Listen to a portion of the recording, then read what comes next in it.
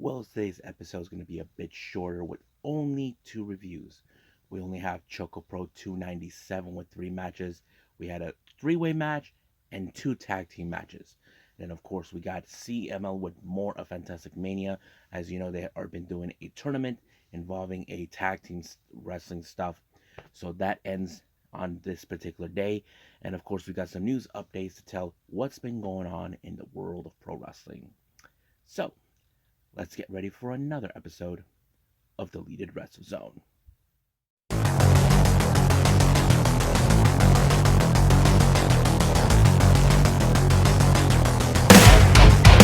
Are you ready? Get up, get up! Get up, get up! Get up, get up! Get up, get up! Get up, get up! Get up, get up!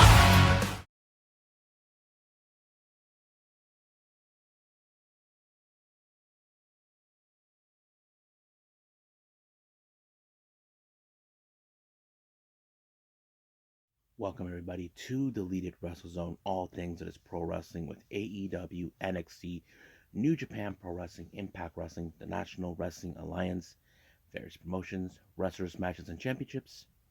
I am your host, Gerard here. So, let's begin with ChocoPro 297. Um, I don't know if they had any issues with their internet recently. As you know, the last couple of weeks been very difficult for them, but that does not stop them. Now, our opening match is a three-way match. We have Chiko Shikawa, Sawade Kamen, and of course Masahiro Takanashi. Now, anything could go down in these type of matches. Like, basically, there's plenty of X factors in this particular match. However, it seems like there's always been that same tension between both Masa and Chi. Chi tries to shake his hands, but he's too cocky for his own good. That's always been Masa's jam right there.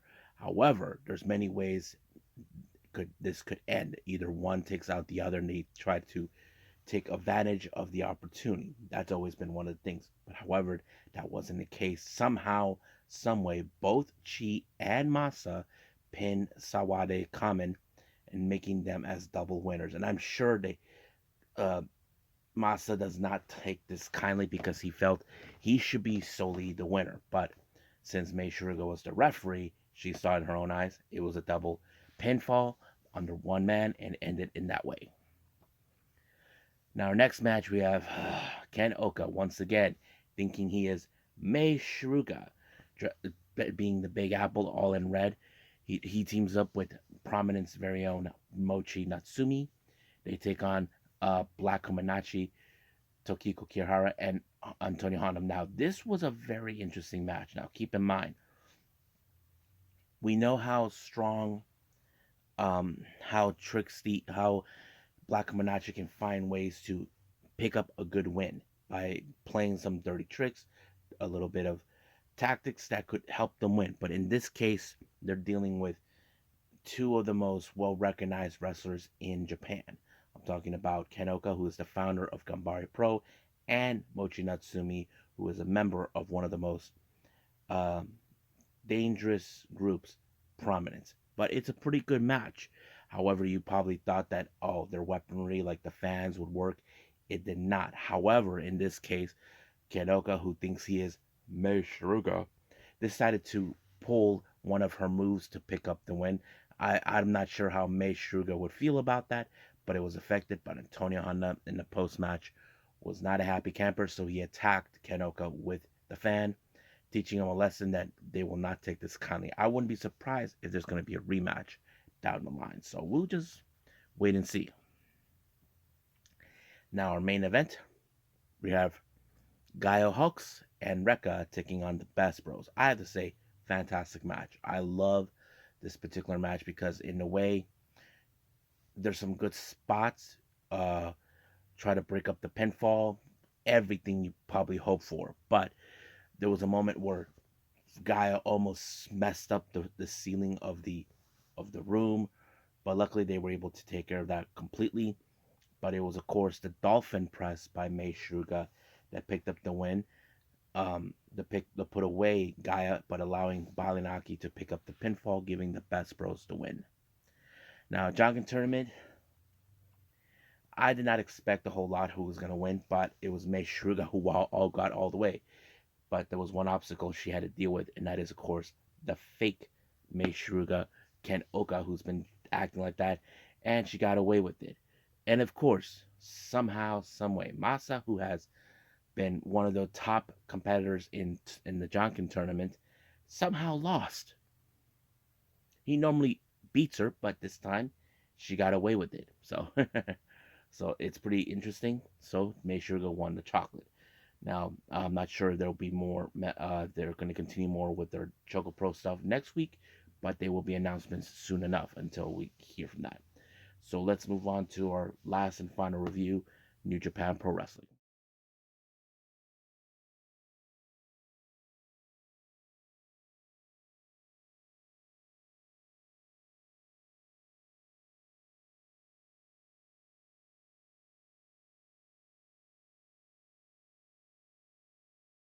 Okay, more with New Japan and CMLL with the Fantastic Mania opening. This one isn't on the was in Chiba if I remember.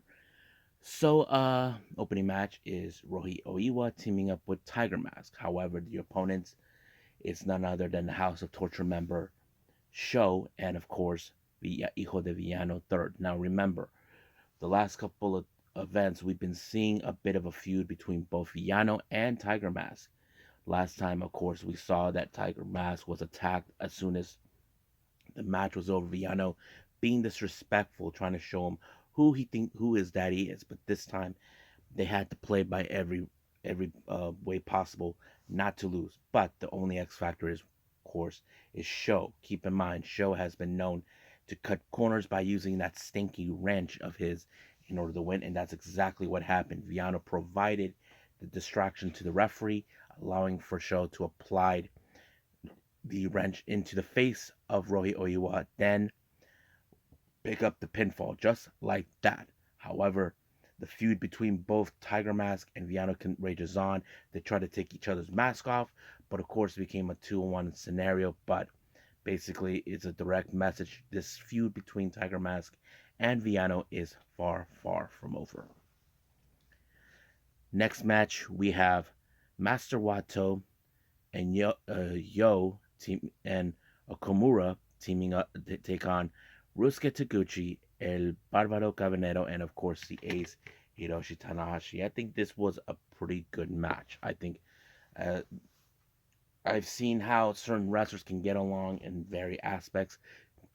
Apparently, every Tanahashi and Taguchi were dressed up kind of like Barbaro, trying to act like they're part of a team, and I think it was very effective.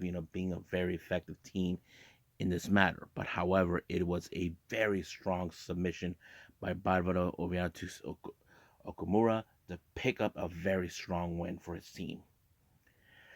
Next up, we have Kosef Fujita teaming up with Captain Suicida, taking on LIJ's Hiromu Takahashi and Tetsuya Naito. You probably can guess that this match was going to fall in favor of LIJ in many aspects. But however, as you know, Fujita, who's being a very cocky SOB recently since joining the TMDK, he ended up on the wrong side of the Boston Crab thanks to Hiromu Takahashi. Now, every time we watch these young lions, they ended up on the Boston Crab to teach them, to show them, this is how we do it, boys and girls. That's how it's done. So basically, Fujita has no other choice but to tap. Next up, we have Doiki teaming up with Templario and Hechicero to take on Sobenero Jr., El Desperado, and Mystico. Now, this is another interesting matchup because, as I mentioned, we have Doiki and Despi on the opposite sides of the spectrum because, if you guys remember, there have been some frictions between both of these guys when they were in Kazuki Gun. Despi thinks that Doiki doesn't know how to pick up a good win, but however, this one was a pretty good match because Doiki, as you know, has improved a lot since before Suzuki-gun disbanded. But it was Doiki who picked up the win by a pinfall. I think it was a seatbelt that he applied on Sobenero and pick up a huge win. I think this was one of Doiki's biggest wins for him as an individual, as a wrestler for himself. But in the same time, this is done by a tag team. But it was a win nonetheless.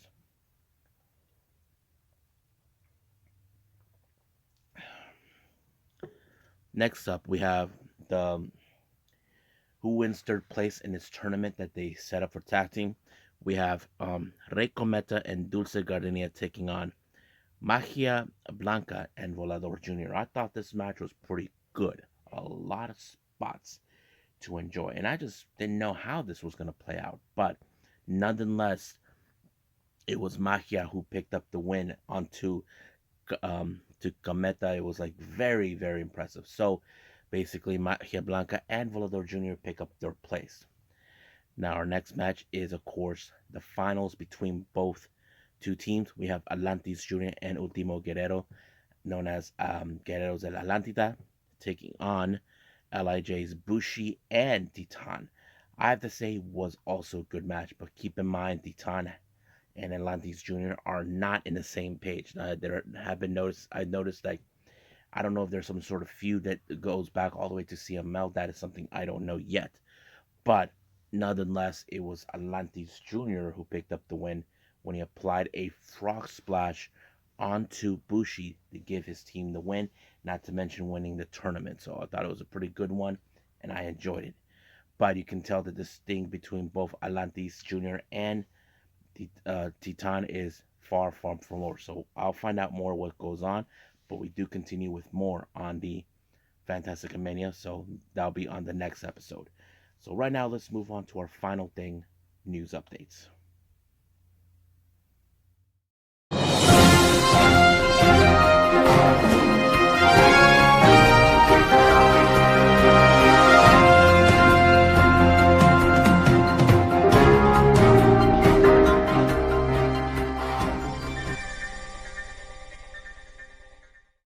Okay, welcome to our news updates. Now, WrestleCon, as you know, I've been covering who's going to be the next appearing on the WrestleCon for WrestleMania weekend. Here's who we have. We have former superstar, you may know her. Many people who don't like her.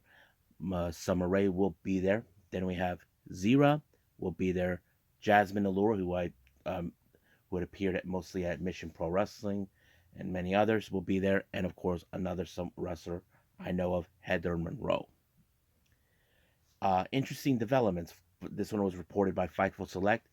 If you guys know this particular female wrestler, Ashley DeBoss, if you guys know who she is, Ashley DeBoss has recently been appearing in several promotions. Recently, she showed up in NWA. She has appeared in countless times in AEW. Now, Fightful Select reports saying that AEW are offering her a contract. I wouldn't be surprised if that was the case. Now, it's still no confirmation whether she accepted or not. But until then, we will see what happens. I'm sure that Ashley DeBoss will be happy to be signed. But until then, we'll find out for sure if she accepted or not. Now, spoil alert. Spoil alert. Now, as you know, they've done the ROH tapings recently during the weekend. They announced, as you know, we got the Super Card of Honor happening on WrestleMania weekend. So, apparently, there's been some matches that have been announced, and like I said, it's spoil alert.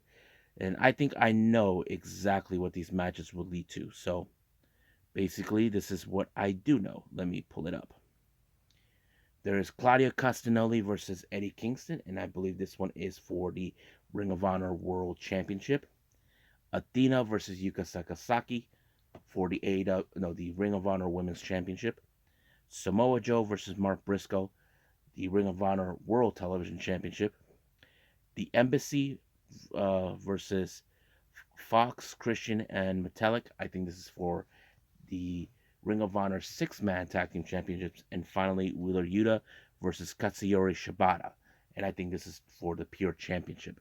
So like I said, this is spoiler alert for everyone, just to keep in mind. I think these are great matches that could happen that probably will be booked at Supercard of Honor, but we'll just wait and see until we get closer. Now, Prestige Wrestling announced for their upcoming event that also will be at WrestleMania weekend on the 31st. Nervous Breakdown. This is a very interesting thing. The West Coast Pro Wrestling Championship will be on the line. Titus O'Neil will be defending it against Michael Oku from Rev Pro. So if you guys never see Michael Oku, you guys are in for a treat. But yeah. Now for our GCW updates, we have for the emo fight, they announced a guy named Horsehead will be there on that day. I don't know who he is, but we'll see about that. Now for our final update for the GCW thing, we have Bloodsport 9 that will take place on the 31st. They announced Marina Shafir will be in a match against Killer Kelly. And then they bring in a quite a fighting competitor from 1FC, other MMA promotions. Suji Shimada will be there. So that's what they announced. This was announced by Josh Barnett himself on his Twitter page. Now, finally, if you guys saw the recent final match involving Keiji Mutoh, some of you may have questioned, wait a minute, wasn't there supposed to be a 10 bell salute? Now, Keiji Mutoh explained why he did not want the 10 bell salute. He felt that 10 bell salute is for people who die. So I kind of feel like he's right, because here's the thing. For us here in the States, we have witnessed how do I say this? How we normally, when someone dies, we play the 10 bell salute. But when people retire in Japan, they play the 10 bell salute. And same thing with the people who pass. So we always see that. But it would make sense. So I think I agree with Keiji Mutoh on that front. And I think that's pretty much it right now. So I believe it's time to call it a day. Well, I hope everybody enjoys this episode. Coming up, we're going to do AEW Dark Elevation and more with New Japan Pro Wrestling Fantastica Mania. I'm so excited for that, and I'll wing it if there's any more other events that I haven't seen yet. We'll go from there. I think that's pretty much it. So I will see you guys in the next DWZ time. Same DWZ channel. I must bid all of you adieu. So, goodbye. And have a nice day.